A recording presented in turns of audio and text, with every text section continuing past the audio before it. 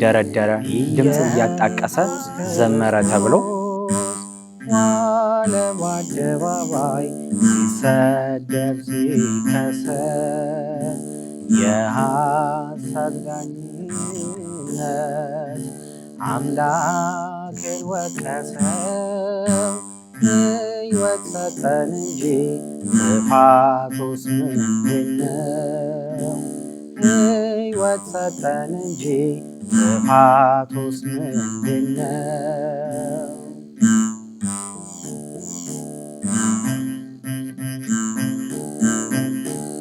ከቃሉ እምነትን ባያገኙበትም ዝምታውን አይተው።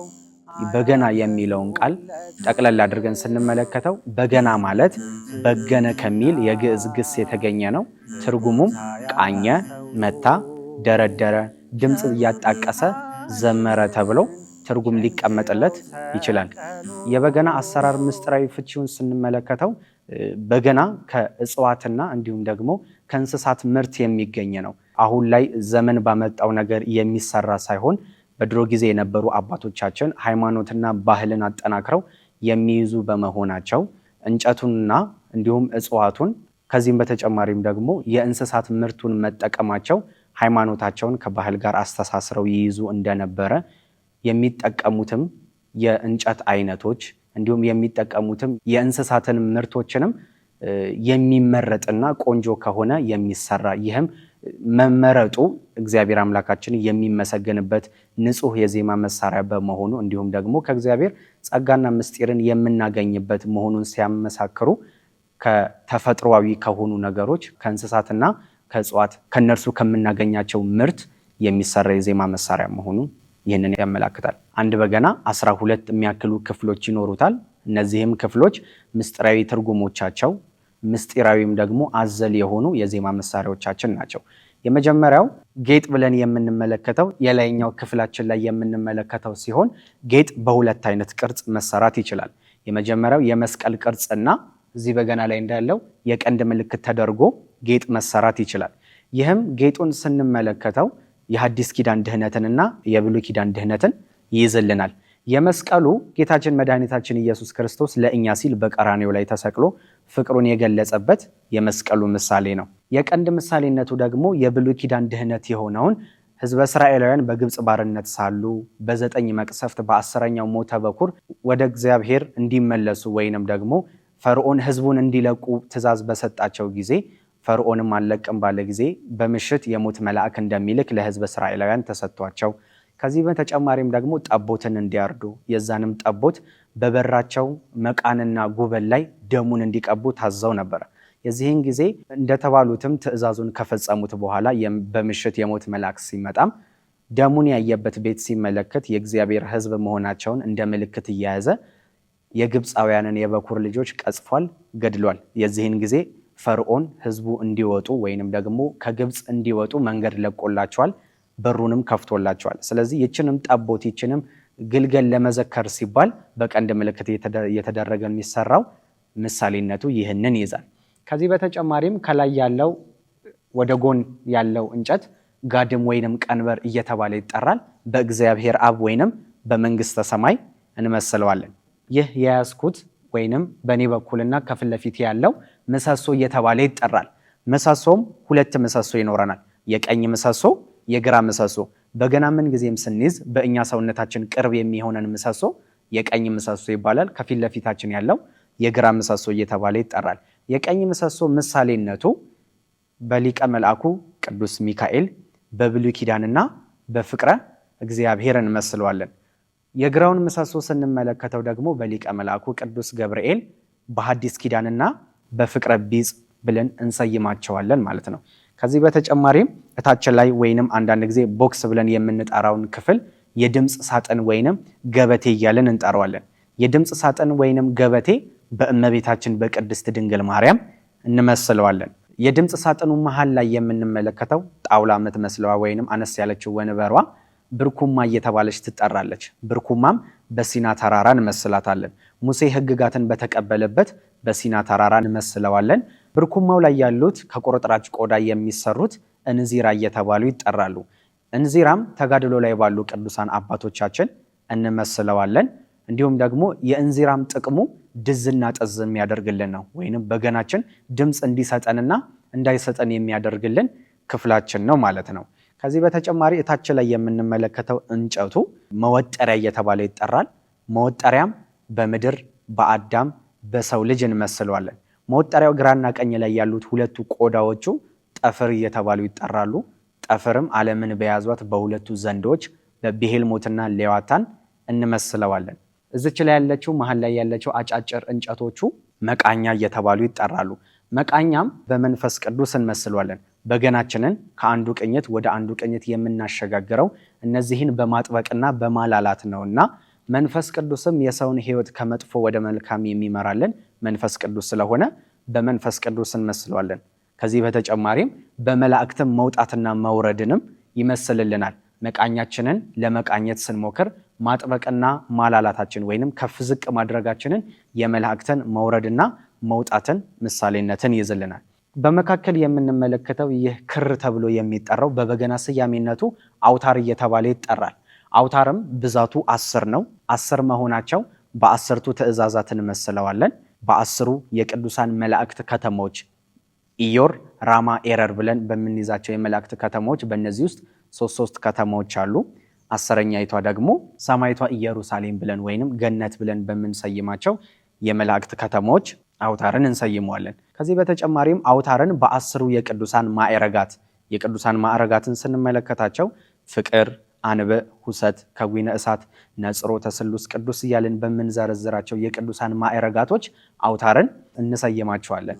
የበገናችን ኋለኛችን ክፍል ላይ የምንመለከተው የመስቀል ቅርጽ አሊያም አንዳንድ በገኖች ላይም ክብ ቀዳዳን ልናገኝ እንችላለን። ይህም ምሳሌነቱ ወደ ቅዱስ ዳዊት ይወስደንና ቅዱስ ዳዊት በገና እየደረደረ ሳኦል ከሚያስጨንቀው መንፈስ በሚያረጋጋበት ጊዜ ሳኦልም መንፈሱ አስጨንቆት መንፈሱ በርትቶበት ቅዱስ ዳዊት ላይ ጦርን ሲወረውር በቅዱስ ሚካኤል አማካኝነት የሳኦል ጦር የቅዱስ ዳዊት የኋለኛው ክፍል ላይ ያረፈበት እንዲሁም ቅዱስ ዳዊትም በበገናው የመከተበት ምሳሌነትን ለመዘከር ሲባል የመስቀል ቅርጽ ወይንም አንዳንድ በገኖች ላይ ክብ ቀዳዳ እየተደረገ ሊሰራ ይችላል።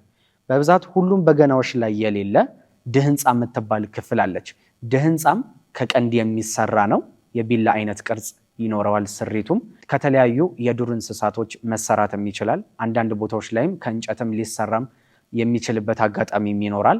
ድህንፃ ጌታችን መድኃኒታችን ኢየሱስ ክርስቶስ በተገረፈበት ጅራፍ እንመስለዋለን። ድህንፃን የምንጠቀመው ግርፍ የድርደራ ስልት ላይ ስንገባ ነውና አውታሩን እየገረፍን መደርደራችን ጌታችን መድኃኒታችን ኢየሱስ ክርስቶስ ለእኛ ሲል መገረፉን የምናወሳበት ለእኛ ሲል ደግሞ ጀርባው ላይ የወጡትን ሰንበሮች የምናስታውስበት የግርፋቱን የምናስታውስበት የድርደራ አይነት ነው።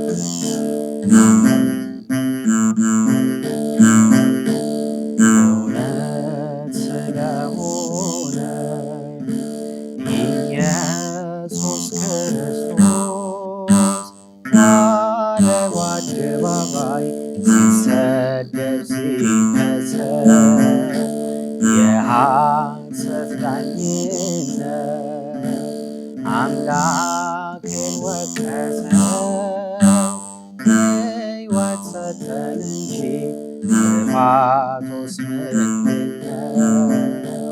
ሕይወት ሰጠን እንጂ ጥፋቱስ ምንድነው? በገና በአብይ ጾም የሚዘወተርበትን ሐሳብ ስንመለከተው እንደ ትውፊት ወይንም ደግሞ እንደ ባህል ሆኖ የመጣ ነገር ነው እንጂ በገና ዕለት ዕለት መጠቀም የምንችለው የዜማ መሳሪያችን ነው። ዕለት በዓላቶች፣ አጽዋማት ሊገድቡትም የማይችሉ መንፈሳዊ የዜማ መሳሪያዎቻችን ነው። ለምን በጾም ወቅት ጊዜ ይዘወተራል ቢሉ በድሮ ጊዜ ወይንም በነገስታቱ ጊዜ የሬዲዮ ስርጭት የተጀመረበት ወቅት ነበርና የዛን ጊዜም የሬዲዮቹ ላይ ሁሉም ስርጭት እንደ መሸጋገሪያ ድምፅ አድርገው ይጠቀሙት የነበረው የበገና ድምፅ ነበርና ይህንን የበገና ድምፅ ስርጭቱም የተሰጠውም ወይንም ሬዲዮም ስርጭትም የተጀመረውም በአብይ ጾም ወቅት ጊዜ ነበርና አጋጣሚ ህዝቡም ይህንን የሚሰማውን ድምፅ ከጾሙ ጋር በማገናኘት በገና በአብይ ጾም ወቅት ጊዜ ነው ብለው የሚይዙት የበገና ወይንም የሬዲዮ ድምፅን ስርጭት የሰሙት በዚህ ወቅት ነበርና ይሄ እንደ ባህል ወይንም ደግሞ እንደ ትውፊት አድርገው በመያዝ ሲወራረስ የመጣ ነገር ነው። ስለዚህ ይሄንን አባቶቻችን እንደ ስርዓት አድርገው የያዙት ሳይሆን ልምድ አድርገው የያዙት ነውና አሁን ይሄ ነገር ሊስተካከል የሚገባው አነጋገር ወይንም ደግሞ አፈ ታሪክ ነውና በገና ዕለት ዕለት የምንጠቀምበት ቀን እንዲሁም አጽዋማት በዓላቶች የማይገድቡት የዜማ መሳሪያችን ነውና ሁሉ ጊዜ ልንጠቀምበት የምንችል የዜማ መሳሪያችን ነው። ዋናው ዓላማውን በማስታወስ እግዚአብሔር አምላካችንን የምናመሰግንበት ነውና ቀን ገደብ የምናስቀምጥበት ሲሆን እግዚአብሔርን ለማመስገን ቀነ ገደብ እያስቀመጠን መሆኑን ልብ ልንል ይገባናል። የበገና መዝሙሮችን ስንመለከታቸው የግጥም አጻጻፍ ስልቶቻቸው ወደዚህ ሐሳብ ይመጣሉ። ወይንም በገናን መዝሙሮችን የአባቶችን የድሮችን አዘማመር ስልታቸውን ስንመለከተው ወይንም በገናን ጠቅልል አድርገን ስንመለከት ግጥም አጻጻፉ መልእክት የሚያስተላልፍልን ሟች መሆናችንን እንዲሁም ደግሞ ይበልጥ ስለሞት ማውራቱ ነፍሳችንን ማበልጸግ እንዳለብን ስጋችንን እየጎሰምን ነፍሳችን ላይ ትኩረት ማድረግ እንዳለብን የሚያስታውሰን የዜማ መሳሪያችን ነው። እንዲሁም መሞታችንንም የሚዘክርልን የዜማ መሳሪያዎቻችን ናቸው። በገናን ስንመለከተው አዘማመሩ ቅድም እንደተነጋገርነው ሞትን የሚዘክር ነው።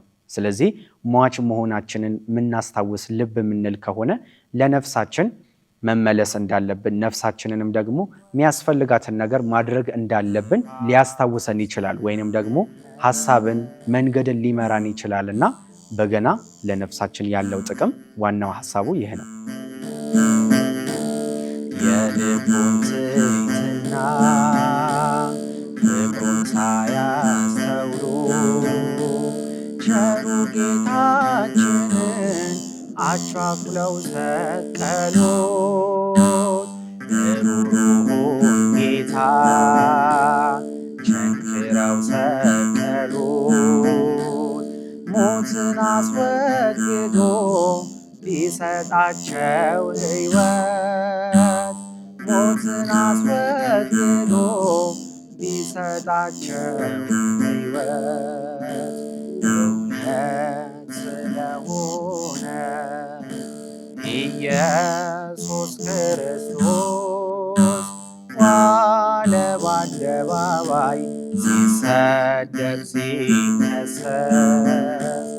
የሐሰት ዳኝነት አምላክን ወቀሰው።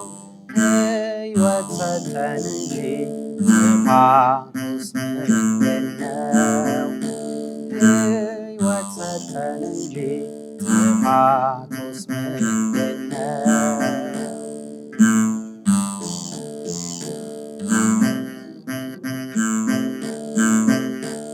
ስለ ቸርነቱ ስድብን ከፈሉት፣ ስለ ርኅራኄው የእሾህ አክሊል ሰጡት። ሐሞትና ከርቤ ቁምጣጤ ደባልቀው መራራ አስጎነጩት ጨክኖ ልባቸው መራራ አስጎነጩት ጨክኖ ልባቸው እውነት ስለሆነ ኢየሱስ ክርስቶስ ዋለ በአደባባይ ሲሰደብ ሲከሰስ የሐሰት ዳኝነት አምላክን ወቀሰው። ሕይወት ሰጠን እንጂ ጥፋቱስ ምንድነው? ሕይወት ሰጠን እንጂ ጥፋቱስ ምንድነው?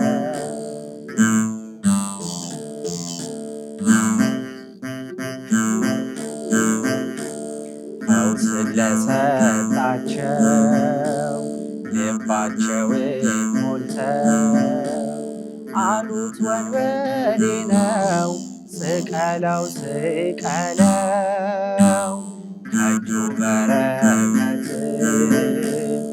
የተሻሙ ሁሉ ይጮኹ ነበረ ይሰቀል እያሉ ይጮኹ ነበረ ይገደል እያሉ። እውነት ስለሆነ ኢየሱስ ክርስቶስ ዋለ በአደባባይ ሲሰደብ ሲከሰስ። የሐሰት ዳኝነት አምላክን ወቀሰ። ሕይወት ሰጠን እንጂ ጥፋቱስ ምንድነው? ሕይወት ሰጠን እንጂ ጥፋቱስ ምንድነው?